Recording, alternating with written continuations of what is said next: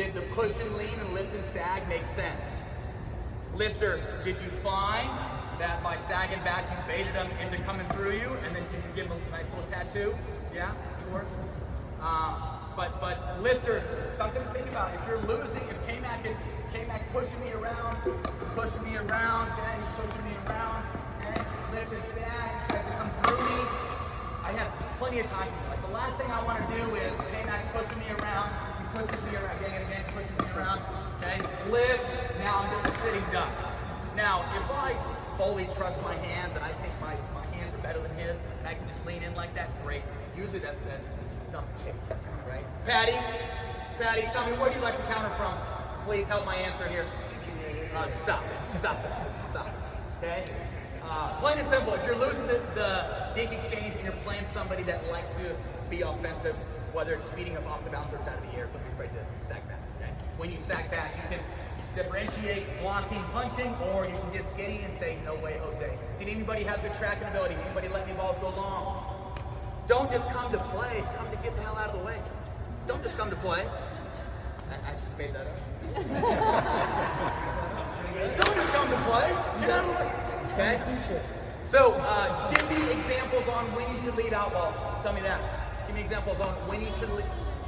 Okay, very good. So, I like to personally, something I tell all my partners is be looking to let more out balls go when they're speeding up off the bounce. Why? They're hitting up. So usually off the bounce it's more linear.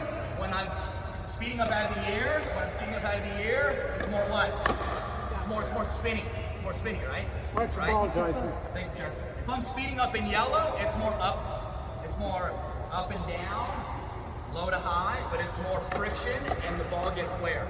Down. When I'm speeding up off the bounce, it's more linear and it's more through. Does that make sense? Okay, very good. Also too, you've left a short return. You're late coming in. It sounds like a herd of elephants in transition. What are those elephants gonna do? They're gonna bang away, right? Okay? How much control do those elephants have as their weight's going forward and they're in transition as they're driving? Come on. Not much, right? So it's funny how when I've left like a return short, I'm here, K-Mac's in transition. It's funny how I get so focused on things I don't have control, which is looking at what? Looking at him, which forces me to be taking bait. I have more time than I think. Plain and simple, when Kyle's in transition and he's running through his drive, I'm going to be looking to let some go. Why? Because his weight's going forward and it's tough to keep that drive in. K-Mac, if you don't mind, show us a little down with here. I'm going to introduce you. Okay? So I've left a short return. I'm late coming in. Kyle's driving through me. Okay? Very good. I'm beginning it again. Okay? I don't know how to miss. I'm sorry. You gotta go to camp. For the day. Can't take this guy anywhere. Can't take him anywhere. Hang on. So most people can't modify their takeback. And spin it and keep this one in. This forehand, as you're running through it, is very different from a forehand back here. Forehand back here, I can drive running through it. Forehand in here, it's short and sweet, and I'm keeping it tight, and I'm trying to add spin. Plain and simple, most people don't make that adjustment, so the drive ends up going where? Out. Okay. Thank you. Horrible. It's all good. Do you guys have any questions for us? Palm, knuckles, lift and push, higher level. You guys recognize that it's easier to add spin if you have time. If you don't have spin, if you don't have time, go tip down. I was talking to court 3 over there. What's the taller guy? So the camps. I watched the pros and they almost all you guys have the same stance as far as digging. No one's locking the shoulder. Yeah. Right? And what can you tell us about a drill that can help us, slow wrist steady Yeah, I think, the ball in the armpit is good, right? Because it forces you to get your body in the right position. Put your left hand on your shoulder. Yeah. So I think you really want to think of your arm as a lever, and your shoulder is the hinge that controls the lever. So if you have a tendency, and a lot of us do, on either our backhand or our forehand, I'm getting a little risky, kind of be self-aware. If it's a forehand issue, I would take your left hand just as you're warming up, kind of feel the inside part of your shoulder, tightening or releasing. It'll send a signal to your mind that this is where you're providing your move.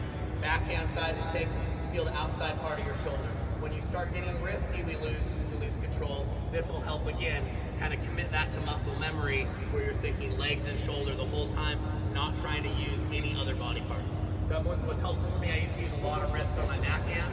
I would do this for the first like 5 minutes every time I went out, and now I miss things, but it's for different reasons. It gets risky. Okay. So this is not about dinking, but I was talking to court 4 over there. Where's it me? Yeah, right there. What's your first name? Jenna. Okay, Jenna does a very good job of disguising her speed up. Looks just like her dink. She likes to go tip down dink, tip down speed up. I was telling Jenna that when Jenna speeds up, like if I'm speeding up in zone 4, right, zone 1, 2, 3, and 4, if I'm over to my right hip and I go at Kyle's left hip, or if I go right in front of me, when I speed up, the counter generally comes right back in the same spot. So I'm going to start my speed up. I'm not going to be surprised when it comes right back where? In the same spot. Start it, clean it. If you're not ready for the second one, don't hit the, simple as that. Okay, again. Or if I go speed up, my speed up line, okay, I'm staying right there. I speed up line, and then I clean. Start, clean. Start, shoot, clean. Okay?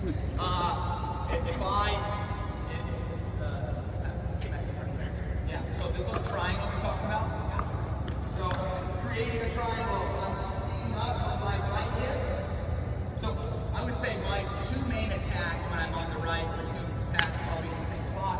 I like to go line. When we go line, we can start line, speed clean up line, or I can go right hip. When I go right hip, it comes where? Back hip. So I'm starting forehand, finishing back hip. Okay, and that's making a what?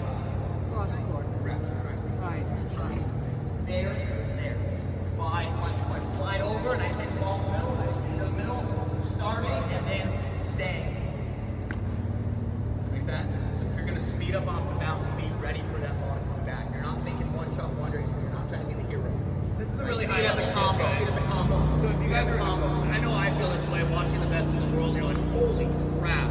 Some of those kitchen exchanges, their reflexes are just unbelievably fast. And some of them are, right? Some just have God-given great reflexes, but a certain amount of it is what this is. What Tyson's talking about is anticipation. They're not speeding up, coming to ready, and then reacting to where the ball's going to go. They know where they're going to speed up.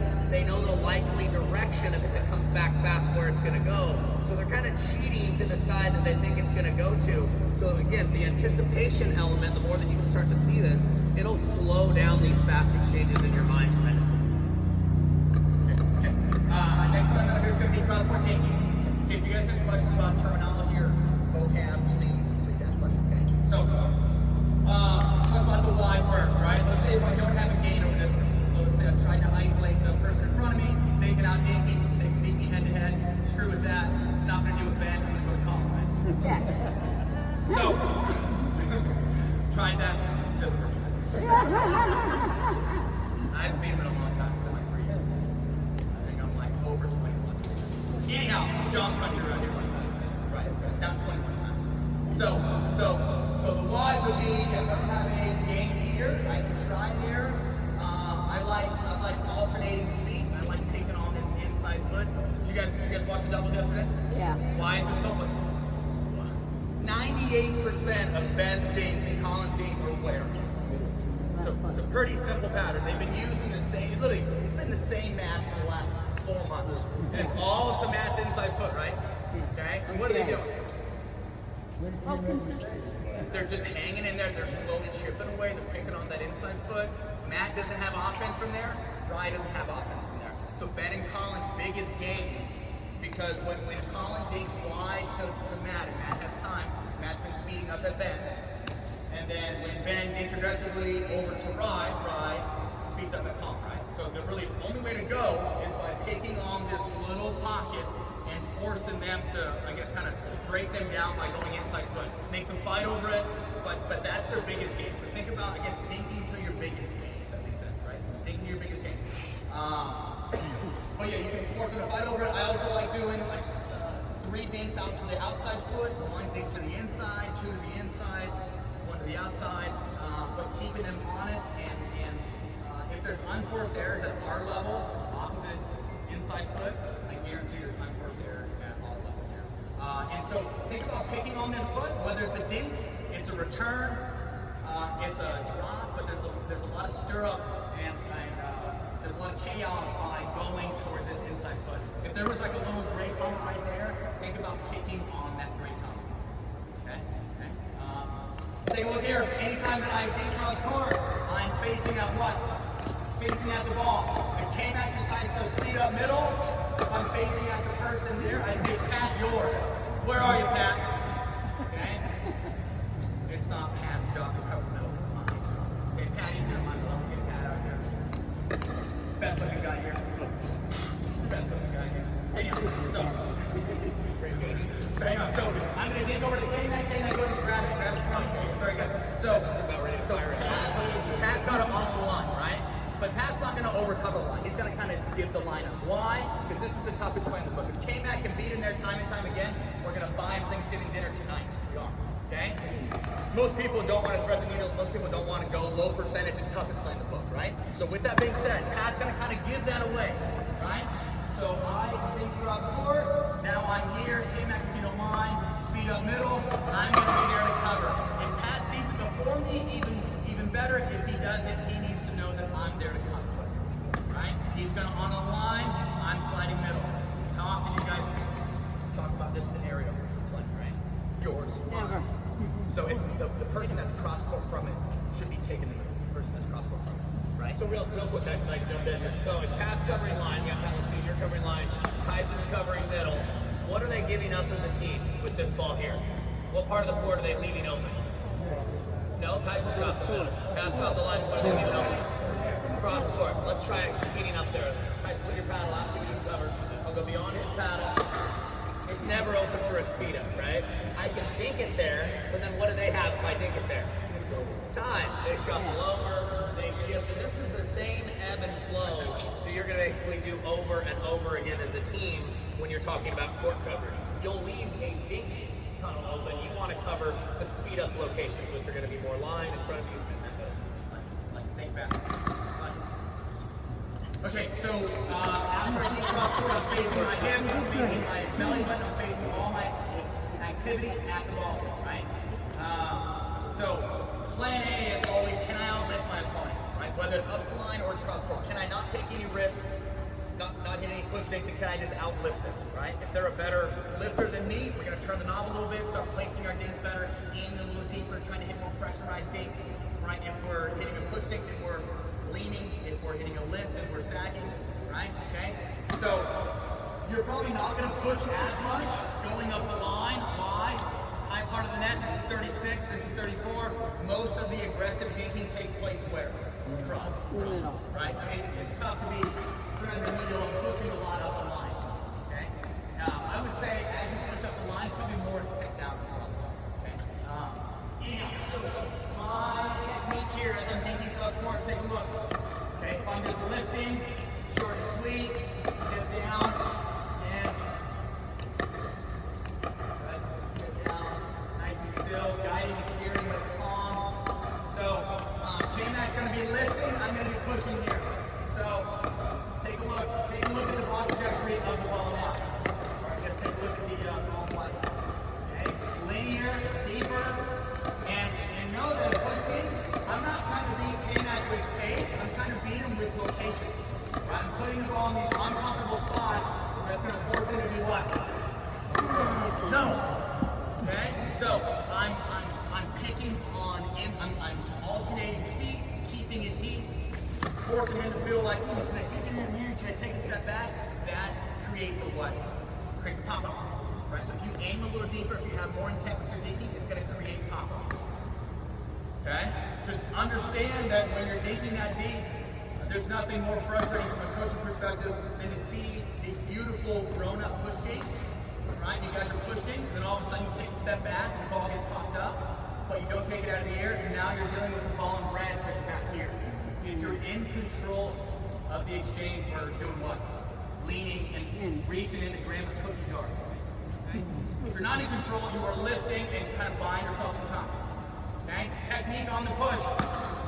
If If I'm slicing a forehand push, I'm starting at 3, finishing at 9. If I'm standing in leg Coeur d'Alene, I'm going to keep my paddle directly above the leg, okay? I'm not chopping wood, it's not a Nike swoosh, right? Know that a little bit of spin goes a long ways. There's not strings on this thing. I can only create so many RPMs, right? Okay, take a look here. Elbows tucked in. Okay, that's going to be lifting. I'm going to be pushing. And when I'm slicing, I'm thinking 10 o'clock or what? 10 o'clock, or sorry, I'm thinking 10%, 10% of 3 or 10% of 6, I'm getting underneath it. But know that a little bit of spin goes a long way, okay? I'm trying to force Kyle to deal with dinks in here, right? Okay? So slice, elbows tucked in, leading with the fingertips. I'm getting natural spin. This is force spin. That's force. Okay, think natural and all the way through it. So Tyson is the push dinker. His target is deep on me. But as the lift dinker here, where's my target? Yeah, it's shallow. And I want margin of error, but I don't want that same arc to land deep in the box. Why do you think I might be vulnerable if my same arcing lifting lands deeper in the box? Yeah, it's going to sit right up in his strike. So if I can get it shallow, I at least make him reach a little bit. It's not quite there to be ready to pull the trigger on. So I want to think margin of error, but shallow. Okay? Slow down. Okay, so next thing here.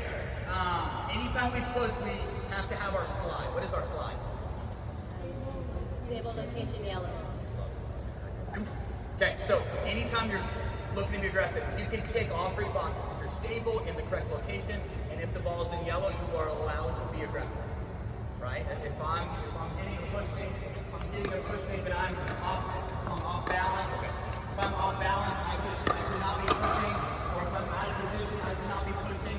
Or if it's in red, I should not be pushing. If I'm stable, if it's in front of me, if it's got my name on it, if it's on the apex and it's sitting there, then I have time to push.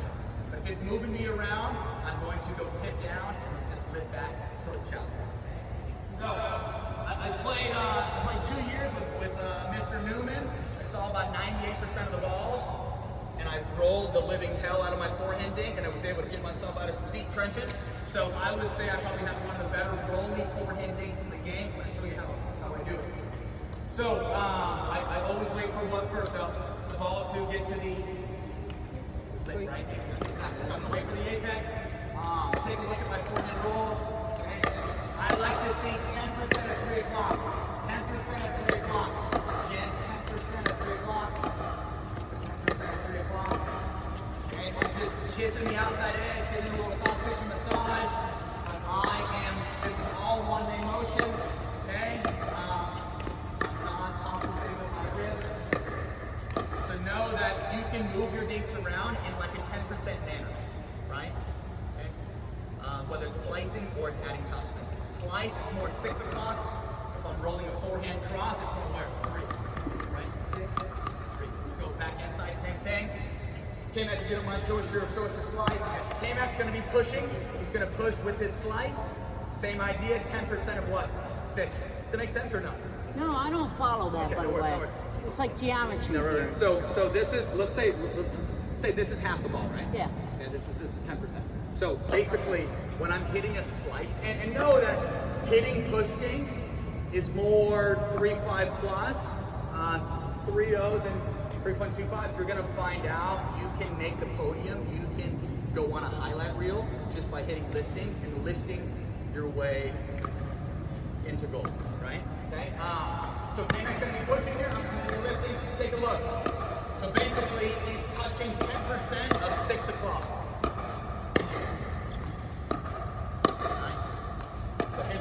His ball's more linear, it's deeper, mine's more shallow, it's got more height.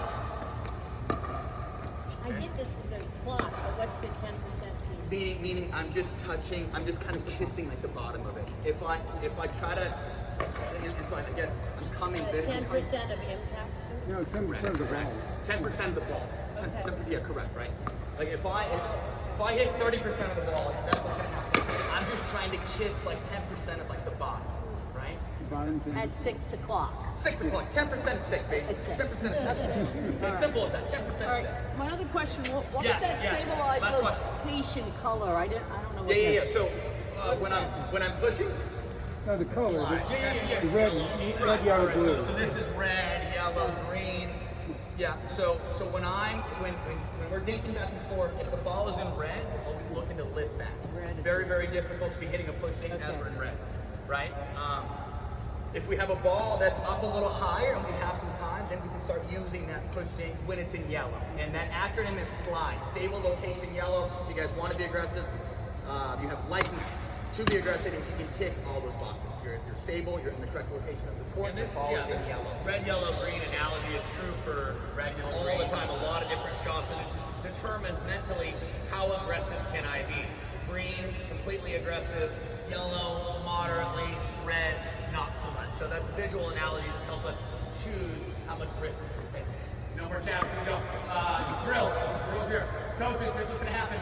We're gonna alternate feet. So we'll go inside foot, inside, outside, outside, inside foot, outside, inside. So we're just moving the ball around. How you move the ball around is by your knuckles, palm and knuckles, right? If I'm trying to go cross court, I'm getting my paddle facing at the direction, or I'm getting my palm facing at the direction, right? If I'm trying to go middle, knuckles are there. If I'm going wide, so guider with knuckles or guider with palm, right? Okay? Same thing on the back hand side, alternate feet, same idea.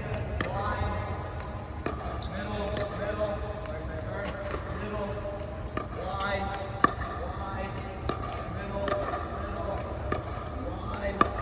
okay? So moving that around. Second drill here, coach's second drill here, we'll have more sign. It's going to be the designated pushers, designated lifters here. Pushers, you guys can only push if you have your what? Okay. J-Max pushing, I am lifting. Guys, if you're brand new to this, just a thought, if you're the pusher, I would actually suggest starting with a self-feed. Drop it from a high location, then you bounce, waiting for the apex, then your body's going through. So bounce, apex, through, lift, going from there. Push, lift, through, left step, through, waiting, through. J-Max, show us. So even though you are the pusher, if I push one back, show us what you would do. Okay, so J-Max the pusher, I happen to kind of push one back. He's just going to lift back, exactly. So you are not allowed to push back if you're off balance. Remember, you can only push if it's sitting in front of you. Sitting in front of you, push. Sitting in front of you, push. If I push him back a little bit, he's going to lift. Exactly. If you're off balance lifting, if you have time, you can create your push. Go back to the court you're on. Sorry for the long discussion. Let's do it.